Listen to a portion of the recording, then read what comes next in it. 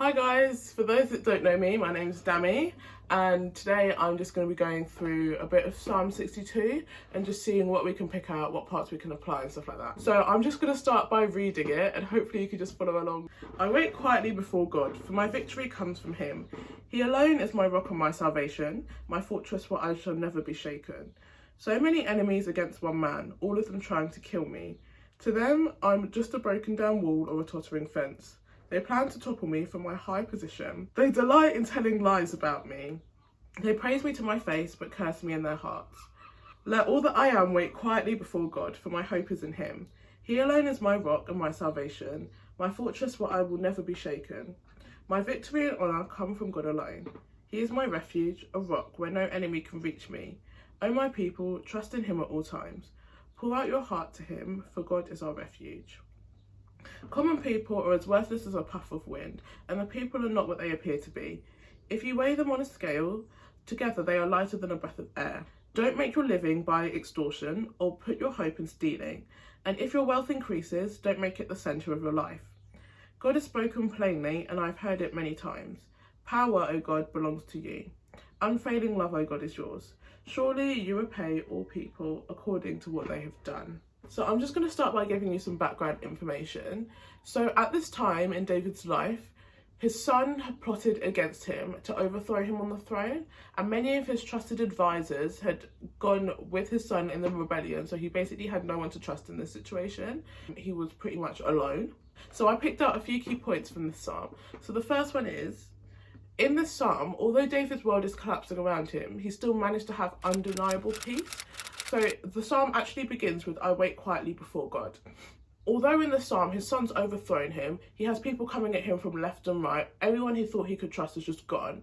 He sits quietly before God. He never questions what God is doing, and he seems to be at peace. I think this is applicable to us because so many times when problems arise, I think we kind of forget to involve God in them. So we look left and right and up and down for solutions, but we never really just take a moment to breathe, to lay it at God's feet and let him get involved. The second point is that God is the strength in our firm foundation. So instead of trying to retaliate using his own hands and try and build up like some army of people to battle back against his son, he just lets God deal with it. He just puts it at God's feet and lets him do it. And he says, he is my refuge and my rock where no enemy can reach me. He knew that God is a stable, sturdy and trustworthy source that we can hold on to and grasp onto, and because of this he was able to have complete faith in God because he knew who God was beforehand, because it's quite hard to have faith in someone who you don't even know. And it just showed me that in all situations, knowing God and having complete faith in him breeds peace. The third thing I got from this is the weakness of other people compared to God. Even those that David had trusted with his life, his trusted advisors, his family, the people he let close in his life, they betrayed him and went with his son Absalom. I think this is a really good metaphor for how situations can actually feel, because when people are coming at you, when you're in conflict, when you have a problem arising, it's kind of like wind, because it's kind of like you're being blown left and right, front and centre, and the wind can get really overwhelming. It can even knock you off your feet. You can fall down. But in the same way, I've never ever seen wind blow a rock like across the street or something like that. Like, I've never seen wind have any impact on rock, and it seems like even though the wind can be blowing, trees can be falling over, stuff like that, the wind still is powerless compared to that rock. And it's kind of like the people around you compared to God, they're powerless and they have nothing on you, they have nothing on God. They can't actually affect you if God is there in front of you to protect you. So I have three major things to take away from this.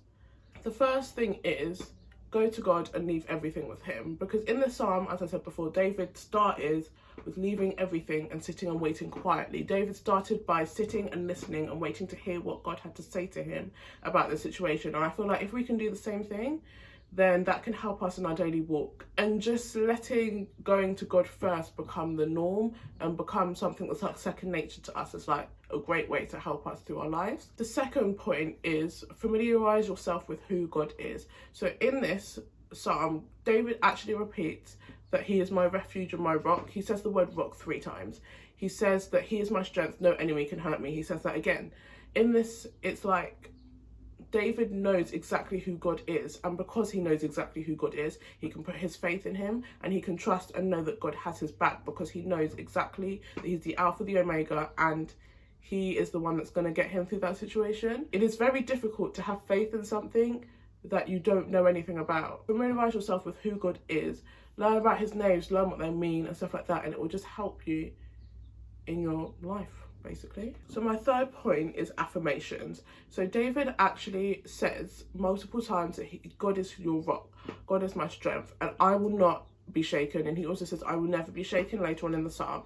And it's just like, these things can just help you and strengthen you even when you're feeling down. When you're there waiting, it can be like, I will never be shaken, I will not be shaken, God has got me, I'm strong, I'm powerful. And just saying these daily affirmations will help to build your confidence and help you to believe more that God can actually help you, and that he will help you in the situation, and you're not alone in that situation. So in a way, these are kind of your battle words. So when you're ever going through anything, these can be the things that help to get you through it. So that's everything I have to say on Psalm 62.